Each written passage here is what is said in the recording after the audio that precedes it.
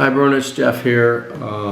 Just want to answer this. I saw your post on LinkedIn about the French speaking going against anti-global English and all that, and I wanted to talk about it because I think you've got some good points here about a couple of facts that you said to Jenna about. There was the article in Le Figaro and all that, and then there's your comments where that France wants to take the leadership in the European Union, which is easier now that United Kingdom has left with Brexit, and that Germany is currently taking a slightly lower profile, which seems to be true. And then secondly, that France has the second largest economy in the European Union, and which gives the country a leadership position anyways. And then I think the cultural, which are both are macroeconomic points that are very valuable and very true. And then the other fact was that you said the cultural factor, and I would say a socio-cultural factor, to be more precise, because it's all about socio-cultural and socio-linguistic aspects of that 40% of your small home country are French-speaking, and the perspective and the use of language that is. It's a small, it's a multicultural country. It needs to communicate and trade with the rest of Europe, and it's just a pragmatic, necessary thing to do, not really an option like many people in the Netherlands and Nordic countries do. So it's not just humility; it's pragmatic, being pragmatic, and that's so true. I mean, if we look at not just the Netherlands and Nordic countries, I mean, but also Portugal. You know, all the movies are not dubbed. I mean, they're English. And the reason for that, and I've been talking about this in a number of videos on my YouTube channel, is that Portugal and Netherlands, and we can even say the Nordic countries, are all portuary countries, and they need to focus on. They're different than inland countries that will kind of be content with having their own territory and having their own business and everything. Portuguese countries need to be able to communicate with the outside because there's a lot of commerce that's happening, and especially in the Netherlands, it's a water-based country. I mean, they pumped all the water out of the land, and they're very good at that. So they're very good at. And I look at this also from the fact that the countries that did not have Creole languages, I'm a Creole language expert, the language that tended to have Creole language colonies were those that had inland, a lot of UK. I mean, UK is an island, but it's still a big, massive land, and not so much on the water. Some of it is, but also France. And but the ones that did not have it, the Creole. Any Creole language countries, or very few colonies, were those that were portuary, and that is the Netherlands and Portugal. Now they did have some. Portugal had a little bit more for Lusophone countries in Africa, and one in a fairly large one in Southern America, Brazil. But Netherlands has had a few islands, right, and not too much. South Africa.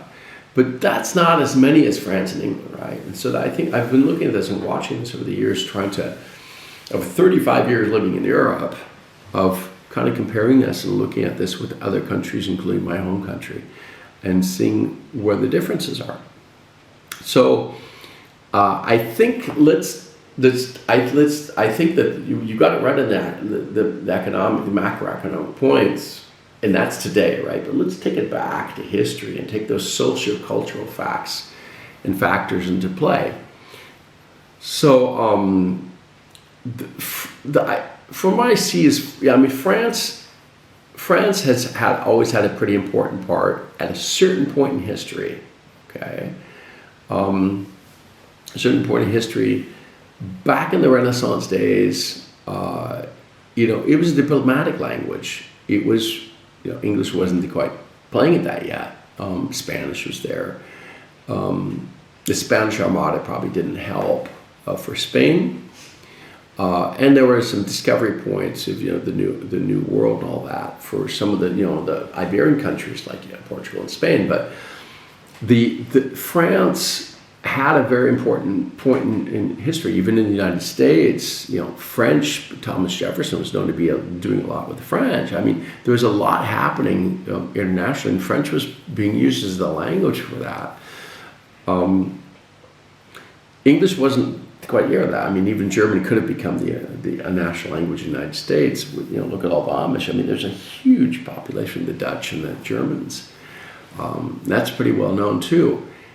But the French have never been able to accept that they lost a position in the overall scheme of things linguistically worldwide. And that's why the Francophonie came up, was to reestablish that in the Americas, especially North America, and across, all of Africa, the French-speaking Africa and all that, and across Europe too, and elsewhere. But it never was able to really catch on to the point of capturing it back. And look, I mean, my cousin said to me that look at our passports, our U.S. passports. They don't have French in it anymore. You used to have English and French. They don't have French anymore. It's lost its position. And I think what's happened here, as I'm thinking about it, and your post kind of brought this up, was that the French are also very revolutionary, very complaining all the time. They're known to do this, and everyone says they complain all the time. And so this is another way to find it, is to find a different way to come back and get that, that be back in the era of dominating, right? And I want to take this back just again to, I'm jumping back in here, bringing facts of history, but in François the Premier, so François the First, in the 1530s, set a law up in the 1530s in order to establish his local dialect, his local patois, as the language to speak in France. He said, Latin will no longer be used, and that it wasn't classical Latin; it was spoken vulgar Latin, Low Latin, that the soldiers have been speaking for, and all the Roman Empire had been speaking. It wasn't all writing; it was spoken, and that's what all the Romance languages are built on, which we understand today. Minus, or let's take the Visigoth invasions in the 5th to 8th centuries in France, which changed it compared to the other Romance languages like, Portuguese and Spanish and even Occitan, right, in southern France. But you've got that law created in dialectology in France. I mean, I do a master's and doctoral degrees here, and we worked in dialectology and all that, and that's, you could see this movement of pushing all of the French language became at that point in the 1530s, and with the Académie Française in the 1630s as well, 100 years later, was setting up this language, a national language that would become very important, and it was nationally important. Then they wanted to become internationally important, which it did. But it kind of put aside all these other local dialects, which are not French-based, like Basque and Breton and Wallon and a lot of these other languages often that pushed them off to the sides and the corners, right? And so France became the local, kind of the three local dialects of French, which would be Oil and Occitan and Franco-Provençal. They became the leading ones, and so everything was referenced to French. But that with all the colonies happened. But now the loss of the colonies in the 1960s, it became, which became, independent, countries, and kind of they want to separate from France. That's all happened, and so France has lost that. So it's been trying since I'd say the 1970s to try to pick that up again with the Francophonie, but that hasn't quite worked as much as hoped. It's been lagging behind compared to English, which has a lot of other reasons for being easy to learn. French is a really hard language to learn because you don't pronounce 1/3 of the letters that you see, right? And that's why it doesn't actually win very much in the Eurovision thing, because there's too much focus on the language aspect, not the communication part of it, right? And so there's a lot of this happening, and French is just a hard language to sing. I've been watching some karaoke's over the past year. I've been in a lot of karaoke. I'm a musician. I've been singing some karaoke's a lot, and once a week. And I've been noticing, I've sung in French a lot for 30 years, but I've noticed that it's really hard for the French people to even sing in the karaoke's if they don't have the words in front of them, because the rhythm isn't, there's not the meter and the rhythm. It's very disjunct. It kind of moves around. It's really hard to sing. And this comes into it being a hard language to pick up, right? For others to learn too. And English is a very simplified language. It has its own problems of difficulty in learning, but it's pretty easy to learn pretty quickly if you simplify it.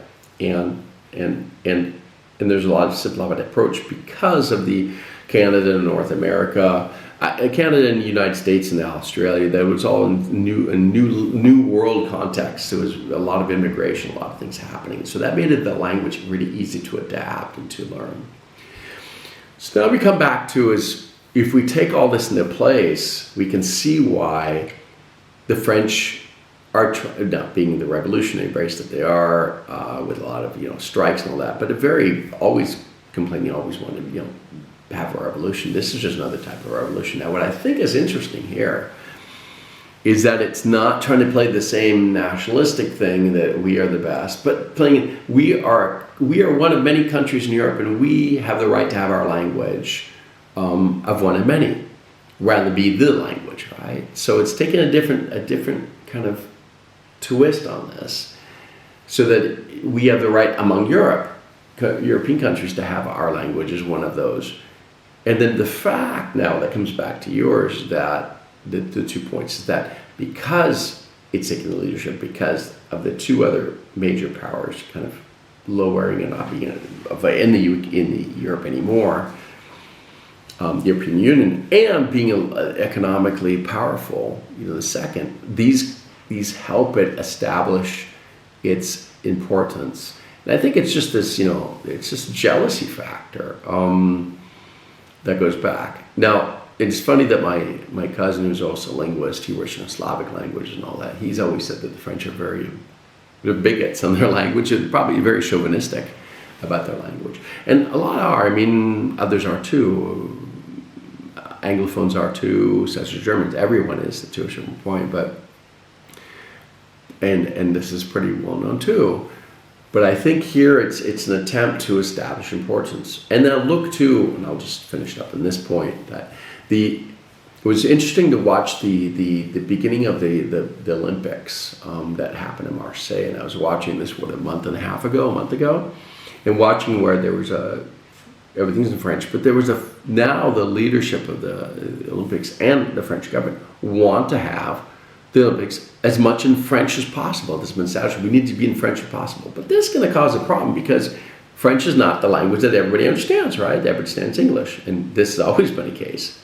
Now, I'm not saying I'm promoting English. I'm saying that usually people use the lingua franca of the kind of the era to be able to communicate. And now it's going to create this huge need for translators and interpreters to be able to handle this thing. And there aren't enough of them to do into all these other languages, right? So, it's going to create a huge need. It's going to be pretty expensive. We'll see where that goes. But it'll boost some translation needs, right? But it's causing an effect that there's not recognizing that the French not recognize that they want to continue to promote it. And just to kind of finish up now is that, I spent the first 5 years here in France in the late 1980s, 1990s, working on my master's and doctoral degrees at a French university and writing in French, speaking French all day long, to the point of actually my English kind of going down a little bit of atrophy happening there, attrition happening there. But when I came back the next year or a couple of years, went back to French with my American wife, but we spoke in French all the time in France and in the United States. Came back, I've decided to always keep my English up to a pretty good level of publishing and to not lose that. Because, and not the most read things I've got in all my publications, the least read things are the French ones in French. My master's and doctoral work, very little citing of it, citations and references. Usually only in those that know French or can write in French. And a couple of the publications at the French conferences, French-speaking conferences. But the majority of all of my citations, like 1,000 citations I've checked on, are all my English published publications and book chapter and MT post editing, right, and all that. Those are the most published ones. Those are the most cited, and it's because it's the lingua franca, and it's not because I'm a native English speaker that makes it easier, but I know I have a lot of colleagues in academia and other, in business that they write in English, right? Because that's going to be the language that's going to make them known and make them, visible. And writing in French isn't going to do that, unfortunately. But we'll see where this goes. I'm really interested in it. And I continue to speak in it. I speak in French all the time. I write at my job. I write everything in English, but I have to present it a lot in French. And or another language is what you have to do. But it'll be interesting to see where this goes, because the French are, they really, I've seen it over the past year, especially being on dating sites, and the French are really, men and women are both all very, really chauvinistic about their language. And that's okay. I mean, but they're so much to the point where they will kind of write off people and stuff because you don't know that part of that language so well. And I said, well, why is it important? Or, I mean, that's not going to change the world. So we'll see where this goes. I'm really looking forward to it, and I'll be watching more and writing about it. Thanks so much.